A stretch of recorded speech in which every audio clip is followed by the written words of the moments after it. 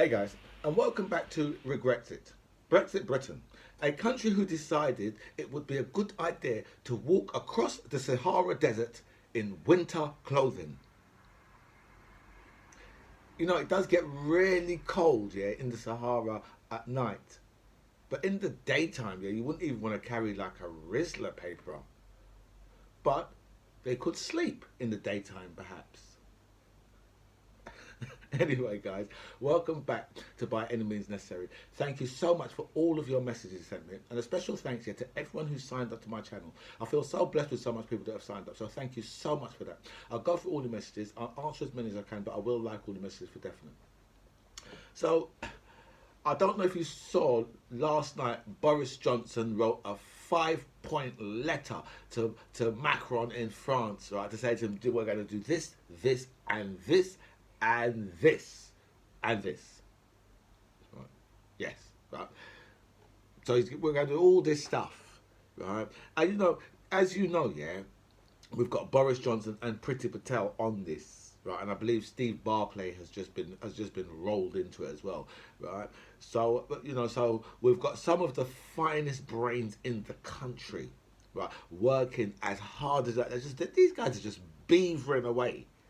Right, they're like a local beaver, looks like a local, right, like a little beaver, right, just beavering away, right, you know, working as hard as possible for us on our behalf to make sure, yeah, that you know that we don't see, right, more people end up dead, right, in our channel, right. So you know, obviously they, you know, overnight they've been waiting to, you know, to hear back from the French, you know, because I believe that Priti Patel, right, has set up a meeting with her French counterpart to go over to France today, like, to hammer this out, to make sure that things, you know, are working properly. But unfortunately, the French was upset by Boris Johnson's words, and they've told him, right, no. And Priti Patel has been told, yeah, she can keep, yeah, her big fat ass right in Britain. Right? Don't come to France. Right?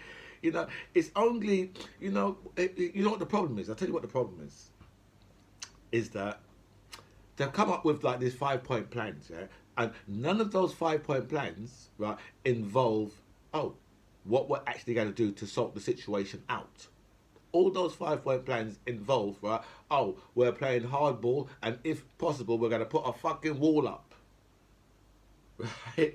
So when the French have looked at this, right, they've looked at this and thought, so we're talking about, you know, patrols, extra patrols, right, you know, and all this type of thing. That's what they're talking about.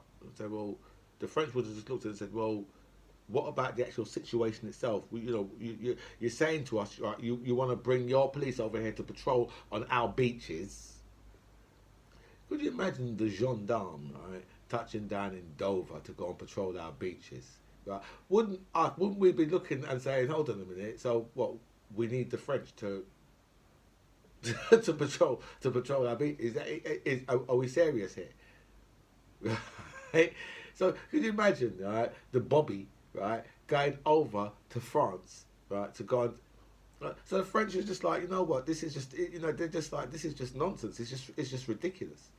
And it's just stupid, really, isn't it? Do you know what I mean? It's just like, you know, but it's typical, right, of Boris Johnson and Priti Patel, because although these people might be some of the finest brains in the country, right, they ain't got no fucking common sense. Right? That's what they're lacking. Are lacking a complete load of common sense. Right? So, you know, so, and then, right, you know, it's like all these people, right, can think about, right, is, we've got to keep these people away from our shores.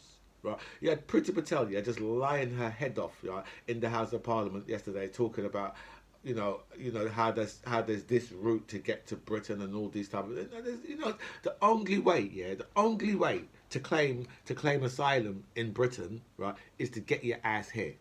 There's no other way, right? It says so, right, in the whole, basically in the Home Office manual. You look online and it tells you straight, right? The only way, right, for you to get asylum is for you to get your ass here. Right? It's not illegal what these people are doing, right, to come from France in this way. There's nothing illegal in it. Right? There's nothing at all illegal in it. So these people can do. So these people can do that. They can do that, right? So but right, the the British government keep on talking about these people as being illegal, and they're not illegal. They can only be illegal, yeah, after they've been dealt with. That's the only time they can be illegal, right? But you've got to deal with them first to make them become illegal, right? And as I said, right, on the Home Office own website, it tells you straight the only way for you to claim asylum is for you to do it right here. Right, so when these people are talking, yeah, they're just talking to a certain crowd. They're just trying red meat to a certain crowd. Do you know what I mean? The same crowd, yeah, who have voted themselves out of the Dublin Agreement. That's the same people there, right there. They've voted themselves out of that, right? And then they're wondering to themselves, well, how, why is it we can't get rid of? Why is it we can't get rid of these people?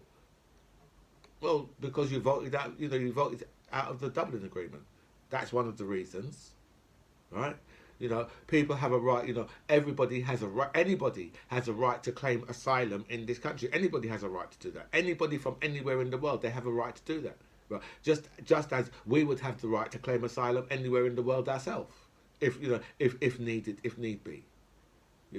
So it's not as if to say these people are doing anything wrong. They're not doing anything at all wrong, right? And as per normal with Britain, right? Boris Johnson has just gone and completely fucked things up as per normal. Do you know what I mean? And now, obviously, the French want to have a proper solution. The French don't want to hear about, we want to send bobbies over to patrol your beaches, as if to say you can't keep control of your shit, because the French can keep control of this. Right? It's not like, they talk about 300 miles of coastline, right? It's only a small part of the coastline that these boats are launching from, right? The French know exactly where it is, and if they wanted to stop it, well, actually, there's no reason for them to really stop it. There's no reason for them to do it. Do you know what I mean? Everything is just for show. There's no reason for them to do it because the people are not doing anything illegal. And people need to understand that point right there. Nothing illegal is being done by these people. Nothing at all. Right? There's a massive thing at the moment. One of the I don't know who it is, but someone said something about what was it about calling them migrants, right? They heard that 30 migrants had drowned. I'm sure it's one of the Tory politicians, and said, don't refer to them as migrants. You see, because I suppose they really don't want people to know, that we've got refugees dying off of our shores. Do you know what I mean? People who are desperate for help, right, dying off of our shores, and that's not going to be, that doesn't go down well in the newspapers for them. These type of things they don't go down well in the newspapers for them. And anyway, so Extinction Rebellion are back today, right? And I'm sure that most people are going to be happy with where they've chosen to go to, because they've chosen to block up Amazon, right? Or a lot of Amazon depots, right? Because, right, it's Black Friday, right? So because of that, the Extinction Rebellion is just blocking up on Amazon, right? Which is kind of funny, isn't it? Really, because just like Extinction Rebellion, no. Insulate Britain. Well, same thing, innit? Right? But insulate Britain. But you know what? Jeff Bezos could just say to them, you know what? Listen, I'll tell you what I'll do. I will insulate 10,000 houses. How about that? Clear your people away, right? Because in the time, in that short space of time, the money what Jeff Bezos is going to lose, right? He could probably afford to insulate 10,000 houses with that money he's going to lose over this day or whatever. Do you know what I mean? So he could just get that situation sorted out as quickly as like. Yeah, but they're back there. They're back there. I'm not sure how I'm not sure how the police are going to deal with this one. Whether or not the police are going to go in there mob-handed and move them along, or whether they're just going to allow them to peacefully protest right there. Do you know what I mean? And I don't know if you've seen like the Ahmaud Arbery, if you've seen the verdict that's come in yet, and all three of them have been found guilty of like, you know, of basically of like felony murder, right? And the guy who actually done the murder, he's been found guilty of like intentional murder. But you know, when I look at that situation, I think to myself, you know something, yeah, it's it really is. You know, it's a great, obviously it's a great verdict. You know what I mean? But you know, I just don't like the way how the defence, right, has gone about the whole trial. Do you know what I mean? They're trying to bring like, you know, they're trying to make it into a complete like a complete race case. Do you know what I mean? Whereas, you know, they've managed to get like 11 white people and one black person on the jury. Do you know what I mean? You think to yourself, well, in a state, yeah, that's, I think it's 26% black, right? You think to yourself, well, how the hell have you managed to do that, right? And why would you think that you've got the, you know, 11 white people are going to look at a white person, look at 3 white people in the dock, right? Look at the video, see the video, and still think, well, you know what, actually these guys have got some type of defence. Because these guys had absolutely no defence at all. They had nothing at all. Do you know what I mean? You know, I don't even know why they went for a trial, because they should have really tried to plead guilty, right? So at least, right, they can get out after 30 years. Do you know what I mean? But now, you know, they've gone and they're gone and they're claiming like self-defence, right? And you think, well, when you're chasing someone down, you've got 2 guns and like and 2 vehicles, and you're chasing someone down, right? And that person's actually trying to get away with you because you're pointing loaded guns at them, right? And then you're claiming self-defence. I don't know what kind of self-defence you're claiming. Do you know what I mean? Because like, you know, you haven't got a self-defence, you know, defence. There's no self-defence there at all. There was nothing there. Do you know what I mean? For, you know, and so that's why the jury come back pretty sharpish as well. They've come back pretty quick with you know, with you know, guilty all the way, all of them. Do you know what I mean? So now all of them are going to spend like over 30 years in prison now. You know, so now they've got, you know, they're going to have a long time to think about what the fuck they've done. Do you know what I mean? And I think that two of them are probably not even going to make it out of prison. Do you know what I mean? So the one that done the killing, he'll probably make it out after 30 odd years. Do you know what I mean? He's probably make it out of prison. But like, you know, it's like, because you know, for felony murder, that's like, that's your standard. That's standard in America. It's 30 years. Standard. Do you know what I mean? You can't, you know, there's nothing the judge can do about that. There's nothing anybody can do about that. It's a standard sentence. It's over 30 years. 30 years and over. Do you know what I mean? So, you know, they've got a long time to think about their actions. So we can take us down to some Brexit news, because the French have started with their blockades, right? They've already blocked up one port this morning, so one is blocked up, right? So we're going to see where we go from now, right? Because, you know, this is where I think that global Britain starts to kick in, because the situation is going to get really, really rough, especially if the French really you know, long this situation out. But it's going to get really, really, really rough. But they've started this morning. This morning, they're blocking up one of the French ports. I can't remember the name of it. Saying something, but I can't remember the name of it. But they're certainly blocking up.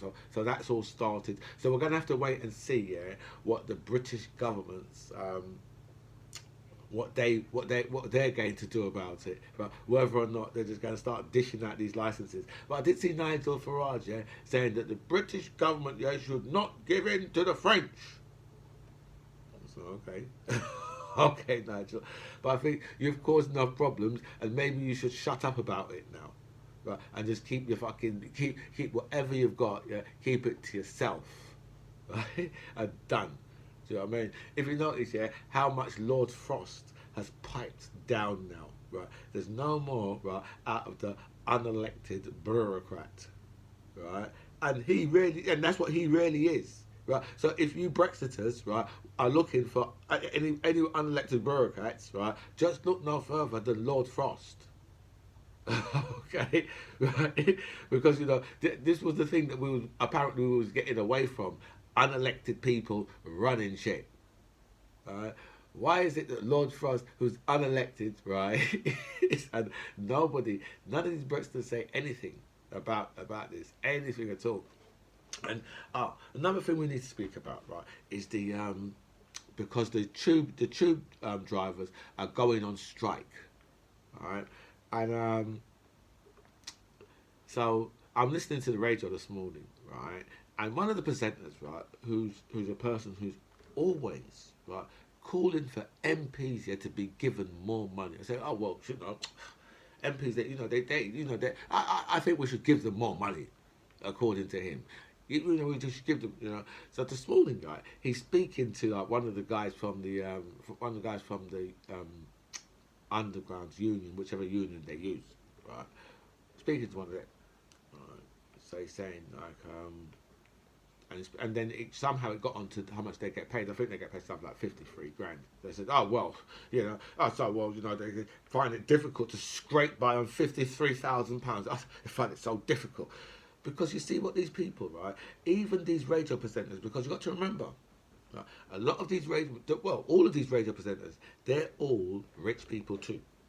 All of them, all rich people too, right? And they all rub shoulders with the politicians, right? So they're all friends. They all move in the same circles. They go to the same parties, the same restaurants, right? They get interviewed on the radio stations, on the TV, and all these type of things. So they all know each other. They're all a clique, right? You know, some of them support Labour, some of them support Conservative, some of them are Green, some of them are UKIP, right? But the thing is, right, with the majority of them, right, as far as they're concerned, right, the working classes, they don't need. If the working classes are getting over £30,000, yeah, these guys think it's fucking heresy, as far as they're concerned, right?